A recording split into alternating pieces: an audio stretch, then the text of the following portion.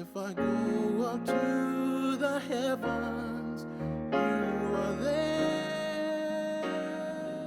오늘 우리에게 주신 말씀은 구약성경 사무엘상 21장입니다. 21장 1절부터 9절까지죠.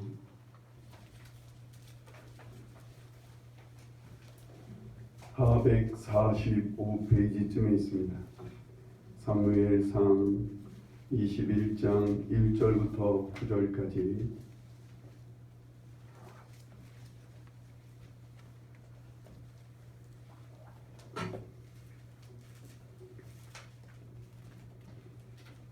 제가 혼자 봉독하겠습니다. 다윗이 노베 가서 제사장 아히멜렉에게 이르니 아히멜렉이 떨며 다윗을 영접하여 그에게 이르되 어찌하여 네가 홀로 있고 함께하는 자가 아무도 없느냐 하니 다윗이 제사장 아히멜렉에게 이르되 왕이 내게 이를 명령하고 이르시기를 내가 너를 보내는 것과 네게 명령한 일은 아무것도 사람에게 알리지 말라 하시기로 내가 나의 소년들을 이러이러한 곳으로 오라고 말하였나이다. 이제 당신의 수중에 무엇이 있나이까? 떡 5덩이나 무엇이나 있는 대로 내 손에 주소서 하니 제사장이 다윗에게 대답하여 이르되 보통 떡은 내 수중에 없으나 거룩한 떡은 있나니 그 소년들이 여자를 가까이만 하지 아니하였으면 주리라 하는지라. 다윗이 제사장에게 대답하여 이르되 우리가 참으로 3일 동안이나 여자를 가까이 하지 아니하였나이다.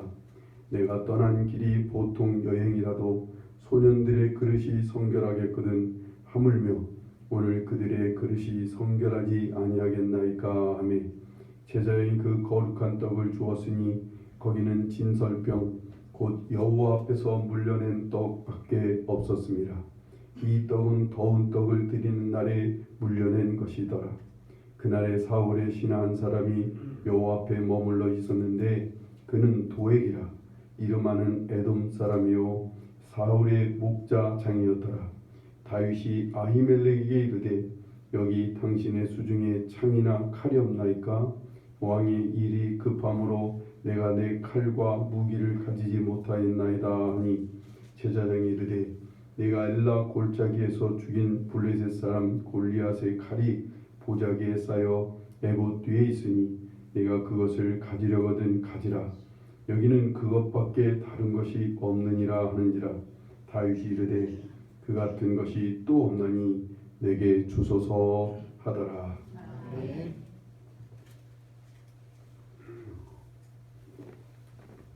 말씀 전하는 시간에 이런 얘기하지 않고 광고 시간에 하려고 했는데 영상으로 예배를 드리는 성도가 몇 있어서 미리 제가 얘기를 합니다. 조금만 시간을 좀 내겠습니다.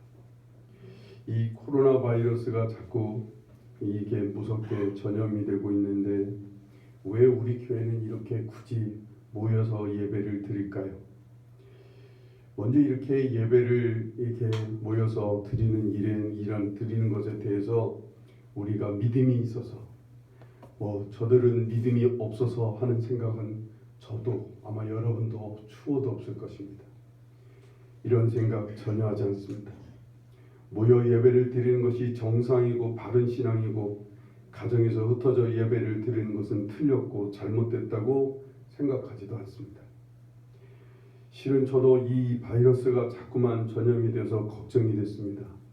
다급한 마음에 그래서 저 주일 오후 예배, 수요일 저녁 예배까지 쉬기로 하고 그리고 이제 마지막 주일 낮 예배 하나를 남겨놓고 어떻게 해야 되나 그제서야 하나님 앞에 엎드리게 됐습니다. 우리 성도들에게서 바이러스가 전염이 되고 또한 우리 성도들이 바이러스를 전파하는 일이 생길까봐 우리 아이들, 노약자들이 그래서 고통을 겪고 그리고 또한 우린 그것 때문에 격리가 되고 그것 때문에 치료받아야 되고 이런 것 때문에 사회 전체에 또한 손가락질 받고 사람들의 입방에 올라내려서 비난을 받을까봐 실은 많이 고민했습니다. 그래서 일찌감치 예배를 쉬고 각자 가정 예배로 그냥 그렇게 전환하면서 그의 타당한 교회에서 그런 일을 미리 하는 교회들이 있었어요.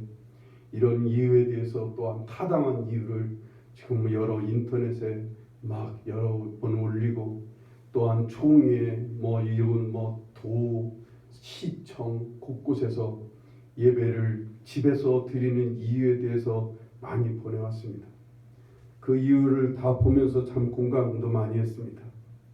교회가, 기독교인들이 사람을 살리기 위해서라도 예배를 가정 예배로 드려야 된다는 등, 전염을 막고 예방을 하기 위해서, 그리고 구약에도 나병 환자들이 있었을 때 하나님께서도 나병 환자들이 있는 그 집을 불태우고 나병 환자들은 격리시키라고 했던 것처럼, 우리도 그렇게 이런 질병이 전염되지 않기 위해서 우리도 그렇게 서로 따로 떨어져 예배를 각각 집안에서 드려야 된다고 하는 이런 얘기들, 이런 여러 가지 타당한 이유들을 하는 소리들을 많이 들었습니다. 하나님께서는 또한 어디에서나 혼자 어디에서 예배를 드려도 하나님은 기쁘게 받으시는 하나님이시라는 얘기도 또한 깊이 저도 공감합니다. 그런 말도 참 많이 듣습니다. 저도 이런 부분에 대해서는 공감합니다. 그런데 무엇보다도 우리의 이 모이는 예배로 인해서 전염이 확산이 되고, 이것 때문에 전염받아서 고통을 받고 교회와 하나님께 누가 될까봐 제일 이것 때문에 고민하면서 엎드려야만 했습니다. 하나님께서 저에게도 분명하게 지시하거나 무슨 사인을 해주시기를 바랬어요. 그래서 하나님 앞에 엎드려야 됐습니다. 뭔가 하나님께서 분명하게 뭔가 사인해 주시면 그를 따라야 되겠다고 그래서 엎드렸어요. 한편으로는 엎드리면서 하나님께서 오늘 이 땅에 사랑하는 한국 백성들에게 이 교회당 문을 막으시고 예배를 드리지 못하게 하나님께서 막으시는 건 아닌가, 그런 두려움 속에서도 엎드렸습니다. 점점 바이러스가 감염되고 점점 확산되는 이런 것을 보면서 정말 혀가 바짝 마를 만큼 하나님 앞에 엎드려서 간절히 하나님의 뜻을 구했어요.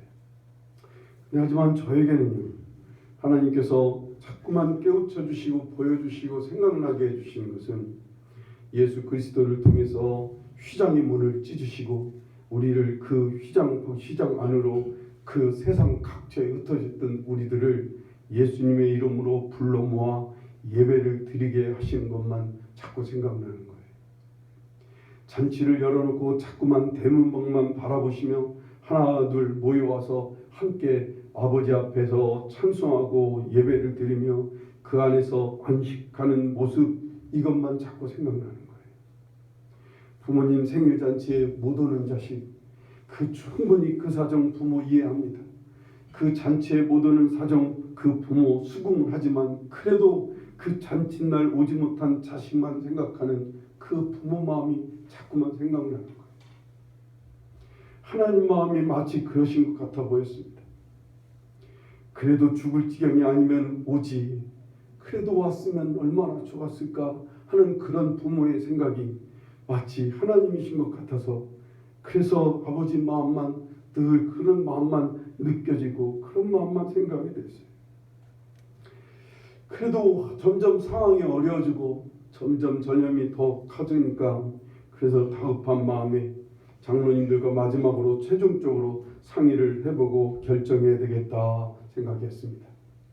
장로님 두 분이 적극 반대하면 그래 밖에 나가서라도, 아니면 산이나 공원이나 바닷가라도 나가서 예배를 드려야 되겠다 하는 대안을 하나 갖고 장로님과 회의를 했습니다. 그런데 장로님들도 그냥 이렇게 조심하면서 계속 예배를 드리자는 이런 말을 하셔서 저도 힘이 났고, 그래서 또 계속 예배를 드려야 되겠다 결정을 했습니다. 그래서 우리 지금 이렇게 모여서 예배를 드리고 있는 거예요. 오기를 부리는 것도 아니에요. 고집도 아닙니다. 우리의 의의를 내세우는 것도 아니고 우리의 의의를 과시하는 것은 더더욱 아닙니다. 그냥 하나님 아버지께서 모여 예배를 드리기를 기다리시는 것 같아서 우리가 이렇게 모여 예배를 드리는 겁니다. 우리가 틀리고 안 틀렸다, 잘 됐고 못 됐다, 이런 문제가 아닙니다. 왜 이렇게 이기적이냐고, 우리 이런 문제 아닙니다. 정말 두려움 때문도 아닙니다. 하나님께서 벌하실까봐 예배를 안 드리면 모여 예배를 안 드리면 하나님이 벌 주실까봐 하는 그런 두려움도 아닙니다. 그냥 많은 교회 중에 하나님께서 특별히 오늘 우리 교회 성도들만은 불러 모아서 예배를 드리기를 허락하셨다. 나는 그렇게 믿고 받아들이겠습니다.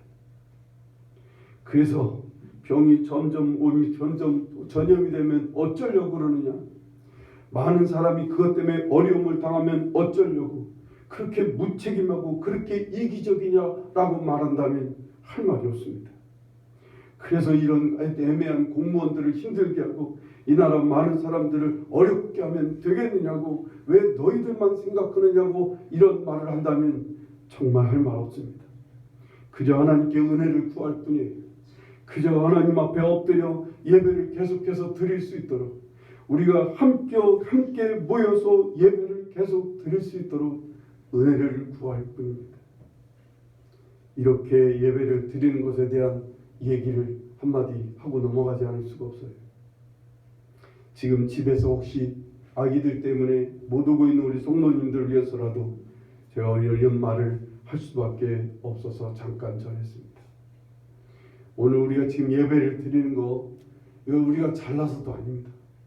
특별히 여러분 그런 것에 대해서 우리는 모여서 예배를 드리는데 왜 너희들은 이런 비교, 이런 우월의식 아니면 이런 오기 절대 얘기하지 마십시오.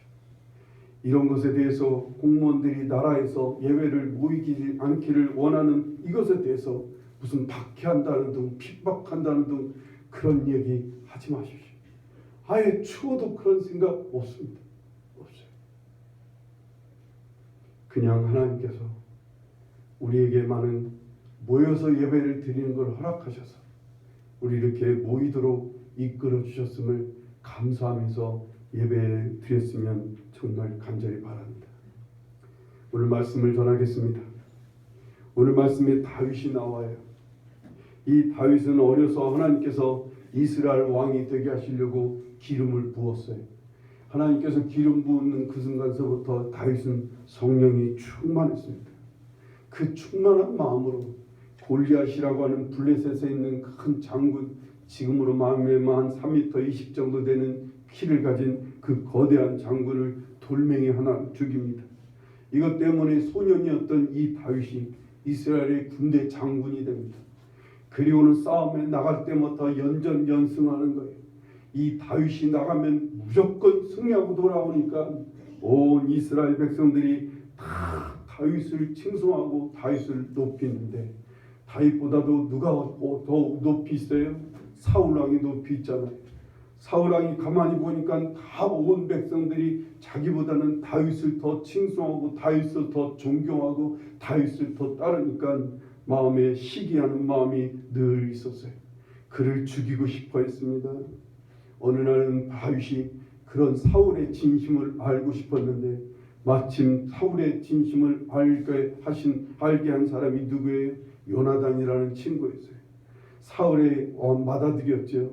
사울왕을 통해서 요나단이 이 다윗을 죽이려고 하는 그 마음이 진심이 있다는 사실을 알고 다윗 보고 도망치라고 알려줍니다. 그래서 다윗은 부하 몇 명과 함께 아무것도 준비할 새도 없이 서둘러서 사울왕을 피해서 정처 없이 도망쳐 나옵니다. 그러느라고 몇 날 며칠 굶었던 것 같아요. 며칠째 굶고 있다가 다윗의 마음에 성막이 생각이 났어요. 성막에 있는 제사장이 생각이 났던 거예요. 오늘 1절 말씀을 보셔요. 다윗이 노베 가서 제사장 아히멜렉에게 이르니 아히멜렉이 떨며 다윗을 영접하여 그에게 이르되 어찌하여 내가 홀로 있고 함께하는 자가 아무도 없느냐 합니다.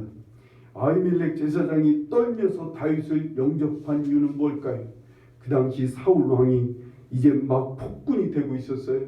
이 사울 왕이 자기 기분 따라 신경질을 따라 그냥 막 백성들을 다스려가는 거예요. 더군다나 다윗 문제 앞에서는 더더욱 신경질을 부렸던 사울 왕이었어요.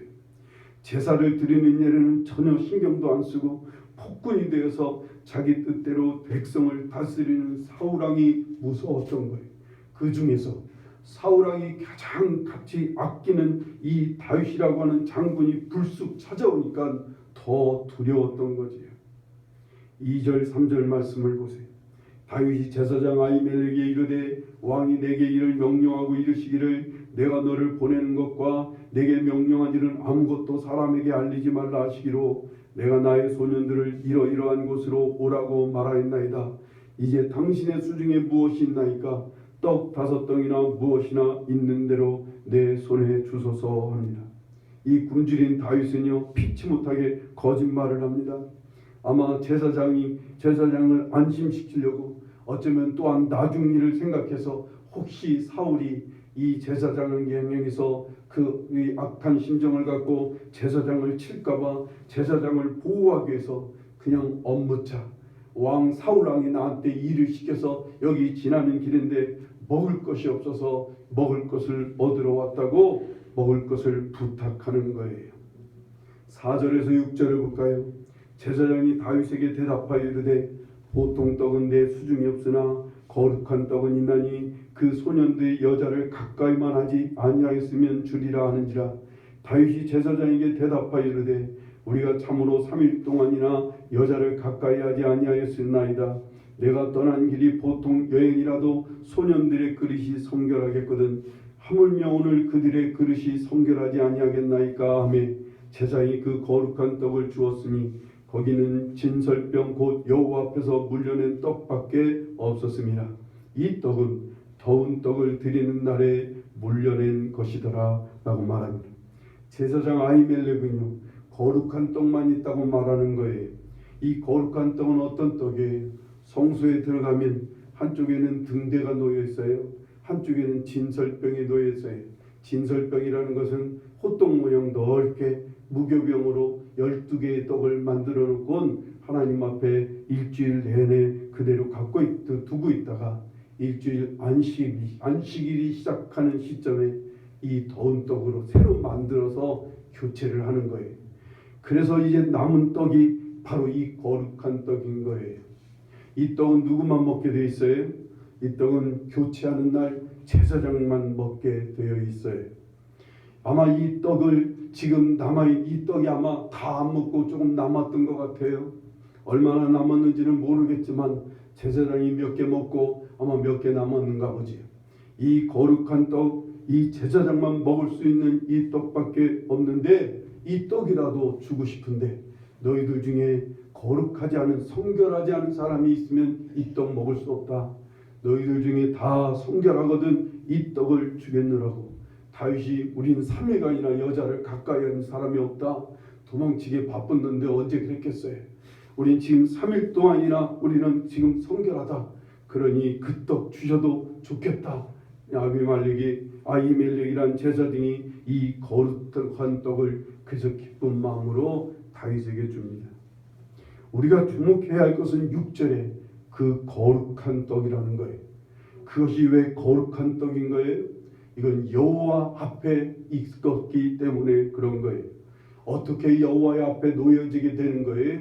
밀을 추수해서 그것을 갈아서 그것을 또한 그리 부시고 그래서 그것을 또한 빻아서 그래서 물과 섞어서 떡을 빚는 거예요.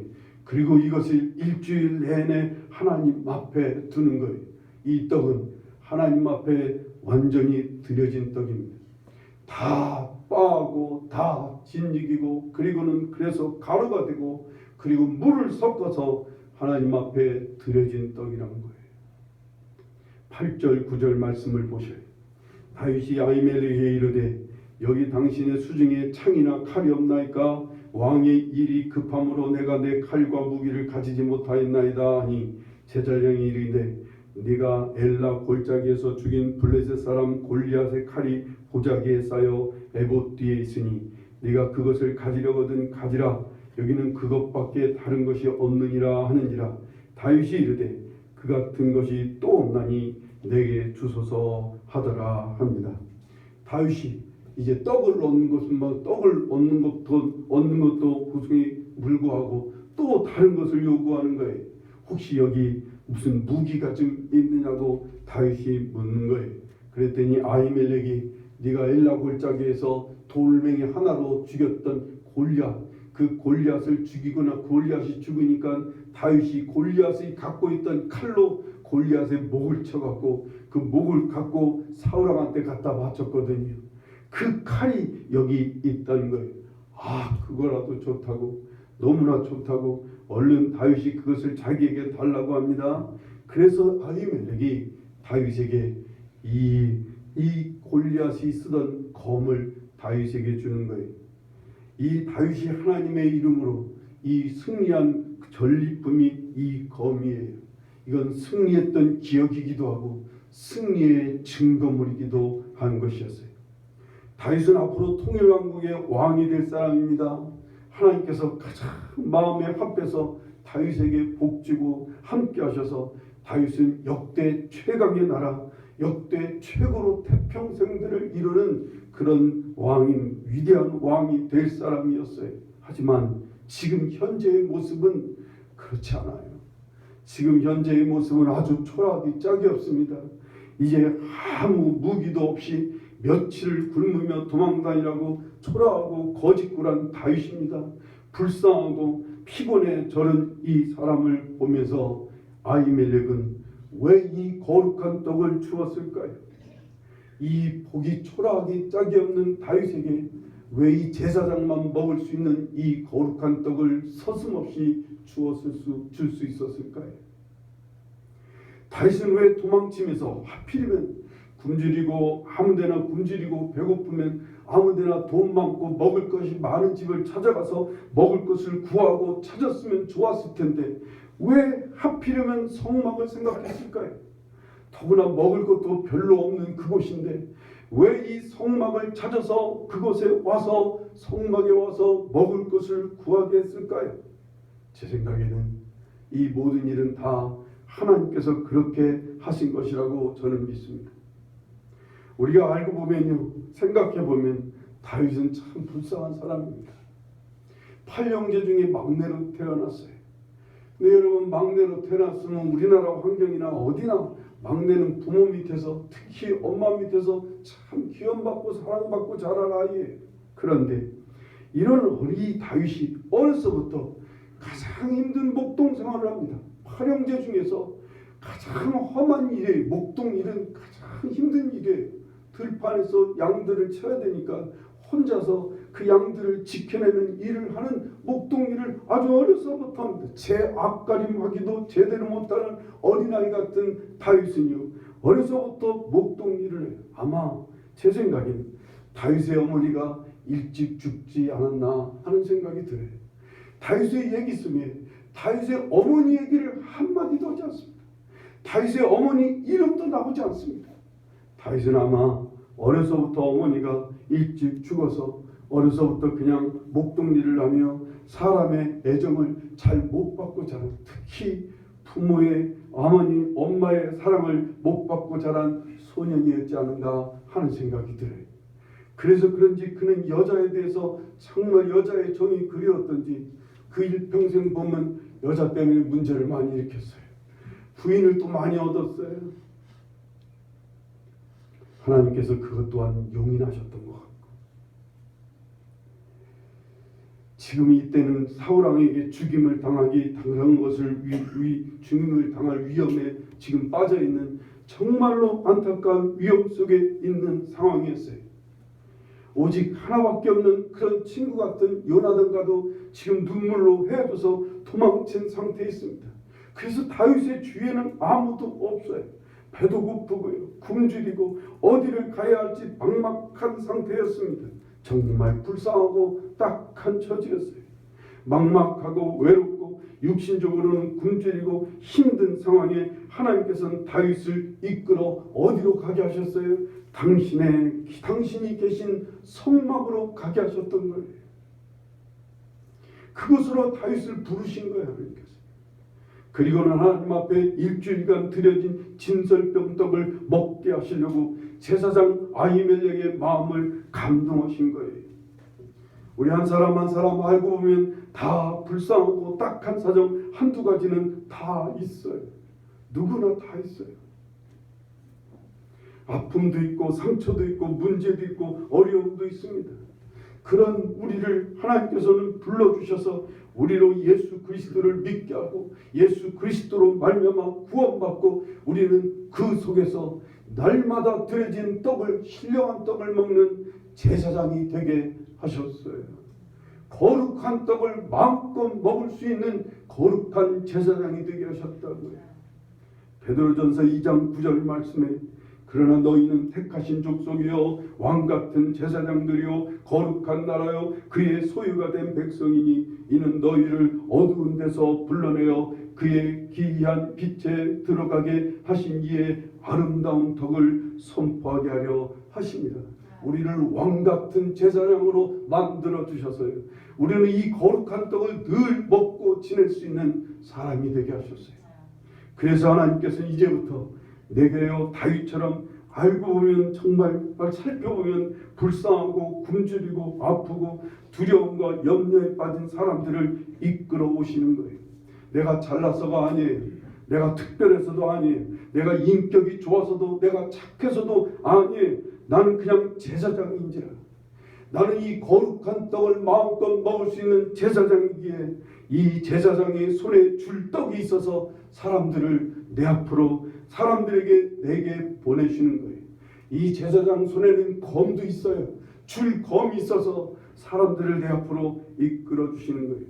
하나님께서는 그것 주라고 그 떡과 검을 주라고 내게 사람을 보내시고 만나게 하시고 자꾸만 생각나게 하시는 거예요. 눈에 띄게 하시는 거예요. 겉은 멀쩡해도 실은 자세히 살펴보면 정말 영혼이 죽어있는 사람이 어쩜 보면 똥용아 아픈 사람이 있어요. 상처 입은 사람이 있고 문제 있는 사람들 아픔 있는 사람들 이런 사람들인 거예요. 이러한 사람들을 주님은 내게 생각나게 하시고 내게 보여주시고 나에게 보내주시고 나를 만나게 하시고 그런 사람들을 접촉하게 하시는 거예요. 여러분 10손가락 깨물어서 안 아픈 손가락이 없다고 자식이 그렇단 말입니다. 하나님 아버지 마음에는 모두가 다 귀한 사람이에요. 하나님 아버지께는 모든 이 땅의 모든 사람들이 다 불쌍하고 딱한 사람들인 거예요. 하지만 다 사랑스러운 사람들이에요. 함부로 외모를 보고 판단하고 비난하고 정죄하고 무시하고 멸시하라고 보낸 사람들 아니에요.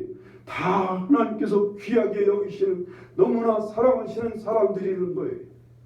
그런 사람들을 내게 보내신다는 거예요.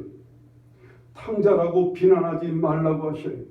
제 멋대로 제 마음대로 사느라고 그저 나보다도 잘 먹고 나보다도 잘 사는 사람이라고 그런 사람 외면하지 말라고 하셔요. 알고 보면 다 불쌍한 인간들이에요. 알고 보면 다 딱한 사람이고 지내고 보고 살펴보면 다 안타까운 내 자식이라는 거예요. 하나님이 사랑하시는 자식이에요. 집 나간 탕자 같은 자식이지만 너보다도 더 많은 지금 방황 속에 살고 있던 그런 사람들인 거예요. 그런 사람 외면하고 내치지 말라는 거예요. 우리는 왕같은 제사장 된 사람들이 하나님 앞에 놓아서 드려졌던 떡 그것 승리의 검이 우리에게는 있어요. 그것이 누구예요? 우리에게는 이 떡과 이 검은 무엇을 말해요? 그게 바로 예수 그리스도신 거예요. 우리는 예수님의 마음이 있어요. 우리는 예수 그리스도의 생각, 예수님의 심정, 예수님의 감동, 예수님의 말씀, 예수 그리스도의 이름이 우리에게 있습니다. 예수님을 짓밟고 이용해서 제 욕심, 제 탐욕을 채우는 성결하지 못한 사람에게는 예수님을 주어서는 안 돼요. 예수님의 마음을, 이 예수 그리스도의 그 귀한 이름을 주어서는 안 됩니다. 정말 굶주리고 정말 아프고 힘들어하는 사람, 주님께서 만나게 하시고 이끌어 주신 사람에겐 이 떡, 이 검이신 예수님을 주라는 거예요. 예수님의 마음으로 위로와 격려를 주는 거예요. 예수님의 마음으로 나눔과 섬김을 다하는 거예요. 예수님의 마음과 예수님의 심정으로 칭찬과 친절을 베풀라는 거예요. 예수님의 마음으로 예수님의 이름으로 그들을 용서하고 그들을 향해 헌신하고 희생하고 사랑을 하라는 거예요. 끝까지 예수님의 마음으로 그들에게 나누라는 거예요. 여러분이 보내주신 그 불쌍한 사람, 그게 가족일 수도 있어요. 그게 이웃이기도 하고 이 땅의 모든 백성들, 이 나라 이 백성일 수도 있어요. 그들을 내치지 마시기를 바랍니다. 비난하고 정말 헐뜯고 저주하거나 푸대접하고 아프게 하지 마세요. 그 한 사람이라도, 그 어떤 사람이라도 비난하고 저주하지 마십시오. 그들을 푸대접하지 마세요. 그가 다윗처럼 거룩한 떡 승리의 검을 가지고 하나님 나라를 이루는 귀한 일꾼이 될 사람들이, 정말 새로운 귀한 제사장이 될 사람들이 어느 날 하나님께서 뜨거운 놀라운 은총을 베풀어 그가 하나님 백성이 되고 하나님의 놀라운 제사장이 될 사람인 거예요. 그렇게 믿고 힘써 그에게, 우리에게 주어진 이 거룩한 떡을, 우리에게 있는 이 승리의 검을 나눠줄 수 있기를 간절히 바랍니다. 7절 말씀을 보시오. 그날에 사울의 신하 한 사람이 여호와 앞에 머물러 있었는데 그는 도액이라 이름하는 에돔 사람이요 사울의 목자장이었더라. 똑같이 이 사람은요 여호와 앞에 머물러 있었는데, 이 도액이라는 에돔 사람은 여호와 앞에 머물러 뭐 했겠어요? 하나님께 제사를 드렸지 않았겠습니까? 그런데 이 사람이 나중에 사울 왕에게 다윗이라는 사람에게 이 아히멜렉이 떡과 검을 주었노라고 하는 얘기를 고자질을 합니다. 그렇게 해서 사울 왕이 이 아히멜렉의 가족 전체 85명의 가족들을 몰살을 시킵니다.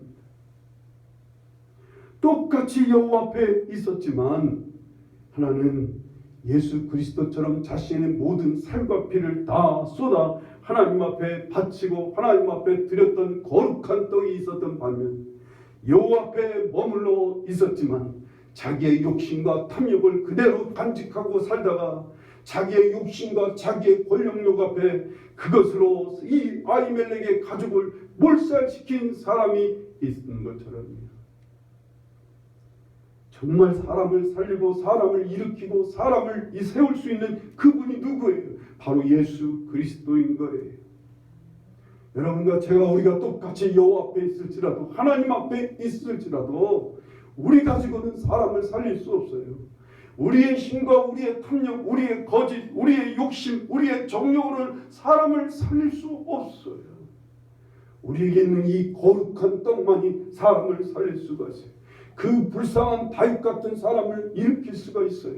이 불쌍하게 떠드는 허무하고 정말 안타깝게 살아가는 오늘 이 땅에 내 가족과 내 이웃과 하나님이 내게 보내주시고 만나게 해준 사람을 진정으로 살 수 있게 되는 거예요.